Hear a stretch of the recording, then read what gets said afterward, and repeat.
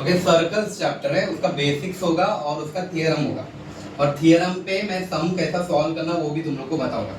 सबसे पहले this is called a circle. इसका जो सेंटर पॉइंट रहता है इसको पॉइंट ऑफ कांटेक्ट बोलेंगे, तो पॉइंट बोलेंगे। ओके, सर्कल के ऊपर दो पॉइंट पे अगर लाइन ज्वाइन होता है उसको बोलता है कॉर्ड। क्या बोलता है? कॉर्ड। वैसे किधर भी होगा, ऐसा ज्वाइन होता रहेगा, ऐसा ज्वाइन होता रहेगा, दो पॉइंट ज्वाइन रहेगा, उसको कॉर्ड बोलेगा। यही सेंटर से अगर एक लाइन जाएगा उसको डायमीटर बोलता है, नहीं तो उसको लॉन्गेस्ट कॉर्ड भी बोलता है। अगर फिल इन द ब्लैंक्स में आता है तो diameter is the longest chord, क्योंकि वो भी दो पॉइंट में कनेक्ट हो रहा है, तो ये कॉर्ड। वैसे ही दो पॉइंट कनेक्ट करके अगर कोई लाइन बाहर जाता है उसको बोलेंगे secant. It is called as secant. Okay, एक लाइन गया, दो पॉइंट कनेक्ट करके बाहर निकला, उसको सीकेंट बोलेंगे। वैसे ही सर्कल के एक पॉइंट में, किधर भी एक पॉइंट में से, सर्कल के ऊपर इनफाइनाइट पॉइंट्स रहते हैं, किधर भी एक पॉइंट से, सिंगल पॉइंट, उधर से अगर एक लाइन ऐसा जाता है उसको बोलते हैं टैंजेंट। क्या बोलते हैं? Tangent. Okay, this is called a tangent. और जो ये जो सेंटर रहता है, सेंटर, ओके, सेंटर से कोई भी लाइन अगर ज्वाइन होता है सर्कल के ऊपर, रेडियस बोलते हैं। क्या बोलता है? रेडियस। किसी को कोई डाउट है? Chord, secant, radius, diameter, tangent सब समझ में आया? ओके, अभी ने ये सर्कल चैप्टर में एक और चीज याद रखना, that is called as isosceles property. ये सर्कल है ना, सर्कल का एक पार्ट लिया, ये मेरा कॉर्ड है सपोज। ओके, ये रेडियस है, ये भी रेडियस है सर्कल का, समझा? ये वाला पार्ट मैंने उठा के लिखा, यहाँ पे रख दिया। ओके, ये वाला एक ऐसा कॉर्ड इधर से इधर मैंने कॉर्ड बना, तो ये वाला ट्रायंगल बना इधर, ये दोनों रेडियस है। If the sides are equal then the angles are also equal, मतलब ये वाला एंगल और ये वाला एंगल सेम रहेगा। समझ में आया? अब ये दोनों रेडियस है, इधर टीचर ने 50 डिग्री दिया तो ये भी 50 डिग्री हो जाएगा। याद रखना, ये प्रॉपर्टी सर्कल में यूज होगा। आइसोसेलेस प्रॉपर्टी बोलते हैं, if the sides are equal, isosceles property. If the sides are equal, then the angles are also equal. If the angles are equal, then the sides are equal. अगर angle equal होता है तो side equal होगा, side equal होगा तो angle equal होगा। समझ में आया मैंने क्या बोला? इसके बाद एक और प्रॉपर्टी ये चैप्टर में जाता है, angle sum property. Angle sum property. Okay, angle sum property मतलब सब साइड को ऐड करेगा तो 180 डिग्री होगा। अगर यहाँ पे 50 दिया, यहाँ पे 70 दिया, total degree of a triangle is 180, तो ये 120 हो गया, तो ये बचा 60। एंगल सम प्रॉपर्टी होता है। वैसे ही अगर यहाँ पे 30 दिया, यहाँ पे 60 दिया, तो ये हो जाएगा 30 प्लस 60 90, तो ये 90, 90 प्लस 90 180। एंगल सम प्रॉपर्टी समझ में आया कैसे यूज करना है? ओके, अब थियरम में जाता हूँ। पहला थियरम है, ये सर्कल है, ये सेंटर है और एक कॉर्ड है।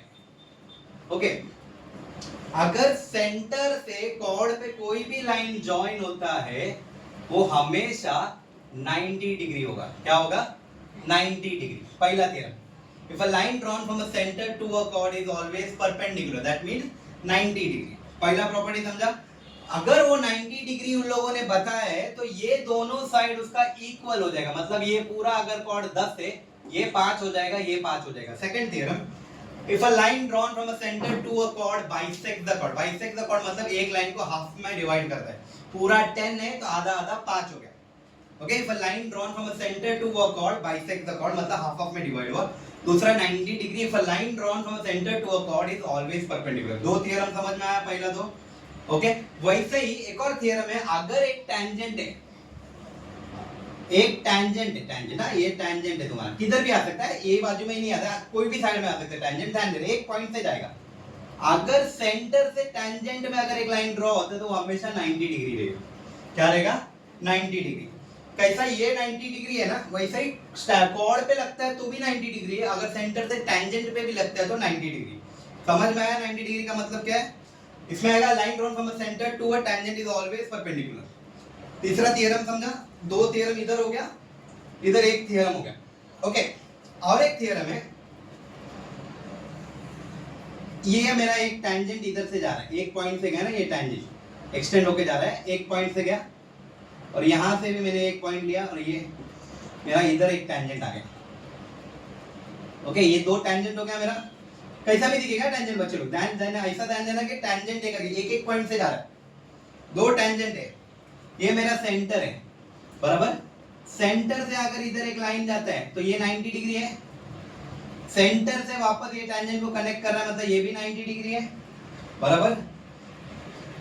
यहां पे टीचर ने दे दिया तुमको 40 डिग्री, फाइंड करने बोला इधर का डिग्री, एंगल ए, मतलब ए बी सी डी, बराबर। तो चार एंगल इन क्वाड्रिलेटरल, मतलब चार साइडेड फिगर का टोटल डिग्री रहता है 360, 360 degree. Okay, total degree of a quadrilateral is 360 degree, जिसको फोर साइड है, एक साइड, दो साइड, तीन साइड, चार साइड, समझा। तो चार साइड है, तो ये 90 प्लस 90 180, 180 प्लस 40 220, 360 में से 240 गए तो 60 और 60 120 बनेगा मेरे को ये वाला एंगल ढूंढने का। कैसा समझा, एक दिया रहेगा 90 90, तो अपने को एज्यूम करना पड़ेगा, थ्योरम अप्लाई करके बताना पड़ेगा, रीजनिंग देना पड़ेगा थ्योरम का, और फिर ये साइड। वैसे ही अगर टीचर ने बोला ये इसका वैल्यू 10 है, फाइंड एडी बोला, अगर AB इज इक्वल टू 10 बोला और AD बोला कितना आएगा करके। ओके, तो एक थ्योरम आता है, फ्रॉम एन एक्सटर्नल पॉइंट अगर दो टेंजेंट कनेक्ट होता है, एक्सटर्नल पॉइंट से दो टेंजेंट अगर कनेक्ट होता है, ये एक्सटर्नल पॉइंट, तो दोनों टेंजेंट का वैल्यू सेम रहेगा, थ्योरम। ओके, एक्सटर्नल पॉइंट से अगर दो टेंजेंट जाता है तो दोनों टेंजेंट का value would be same, that is 10 है तो 10। अभी इसमें पाइथागोरस थ्योरम आता है। फिर अभी मैंने ये दिखाया एंगल सम प्रॉपर्टी, आइसोसेलेस बताया, बाजू बाजू का इक्वल, अभी पाइथागोरस थ्योरम। फॉर एग्जांपल यहां से मैंने एक लाइन ड्रॉ किया,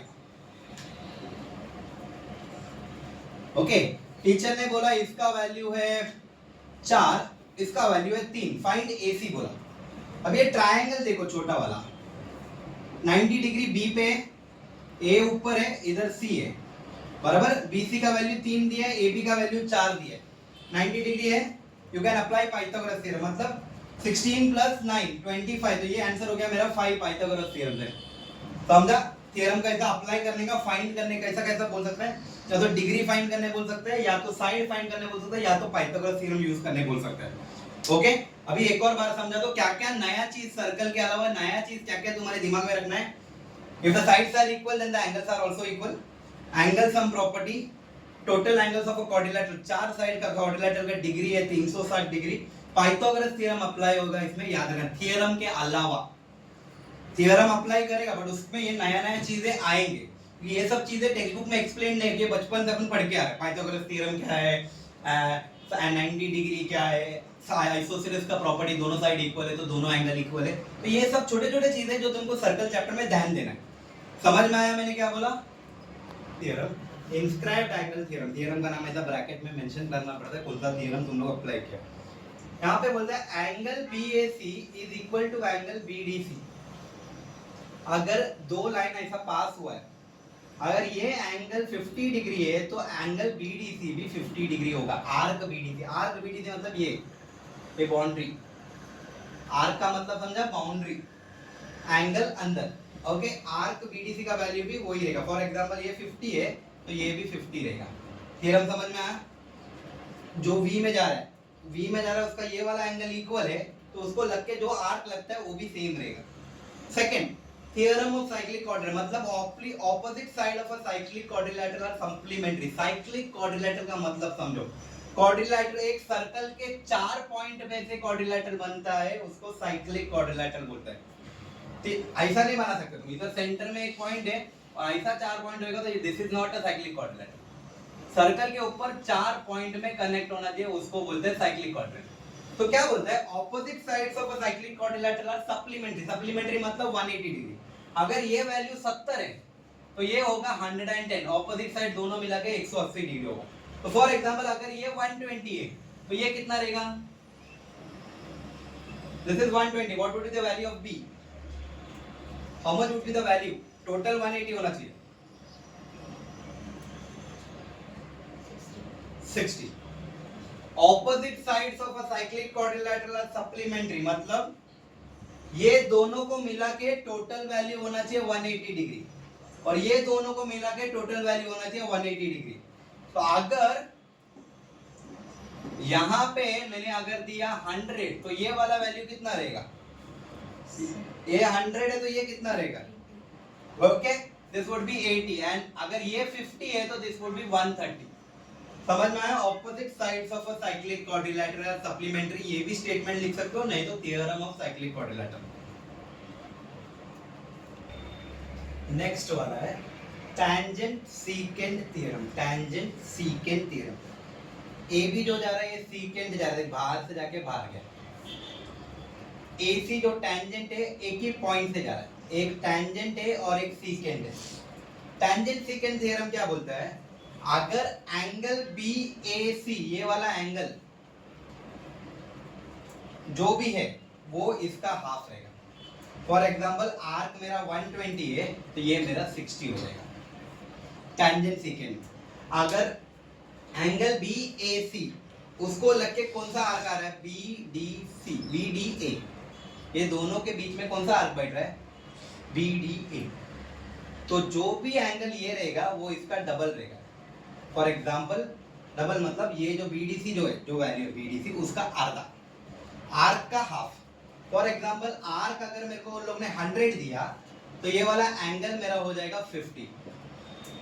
अगर ये मेरे को 60 दिया तो ये हो जाएगा 120। थ्योरम का मतलब समझा?